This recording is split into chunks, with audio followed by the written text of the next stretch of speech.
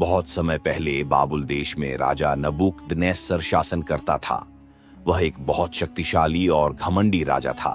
एक दिन उसने सोने की बहुत बड़ी मूर्ति बनवाई और आज्ञा दी, जब बाजे और नगाड़े बजें तो सब लोग इस मूर्ति के सामने गिरकर दंडवत करें। जो कोई मेरी आज्ञा न मानेगा उसे तुरंत आग की भट्टी में डाल दिया जाएगा। राजा के राज्य में 3 धर्मी जवान रहते थे, शद्रक, मेशक और अबेदनगो। वे इज़राइल के थे और सच्चे परमेश्वर यहोवा की आराधना करते थे। जब नगाड़े बजे और सब लोग मूर्ति के सामने झुक गए, तब ये तीनों जवान खड़े रहे और मूर्ति की पूजा न की।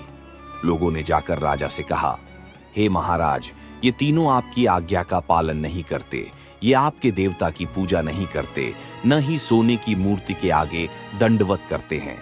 राजा बहुत क्रोधित हुआ और बोला, शद्रक, मेशक और अबेदनगो, क्या तुम मेरे देवताओं की पूजा नहीं करते और मेरी मूर्ति के आगे दंडवत नहीं करते?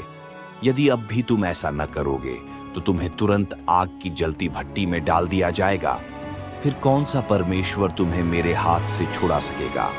तब तीनों जवानों ने साहस से उत्तर दिया, हे महाराज, इस विषय में हम कुछ कहने की आवश्यकता नहीं समझते। हमारा परमेश्वर, जिसकी हम उपासना करते हैं, हमें इस जलती भट्टी से बचाने में सामर्थी है।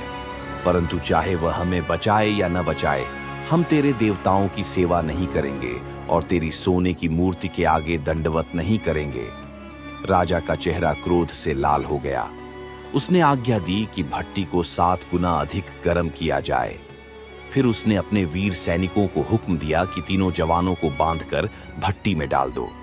भट्टी की आग इतनी प्रचंड थी कि जो सैनिक उन्हें डालने गए वे स्वयं जलकर मर गए।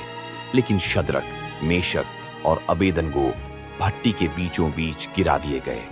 परमेश्वर का चमत्कार राजा ने आश्चर्य से देखा और बोला, क्या हमने 3 मनुष्यों को बंधा हुआ भट्टी में नहीं डाला था? देखो, मैं तो 4 मनुष्य देख रहा हूं, वे खुले घूम रहे हैं और चौथे का रूप परमेश्वर के पुत्र के समान है। आग ने उनका कुछ भी बिगाड़ा नहीं, उनके बाल भी नहीं जले, कपड़ों पर धुएं की गंध तक न थी, क्योंकि परमेश्वर का दूत उनके साथ था और उसने उन्हें बचा लिया। राजा की घोषणा, राजा ने उन्हें भट्टी से बाहर बुलाया और देखा कि वे सुरक्षित हैं। तब उसने कहा, शद्रक, मेशक और अबेदनगो के परमेश्वर की स्तुति हो, क्योंकि उसने अपने दूत को भेजकर अपने दासों को छुड़ाया।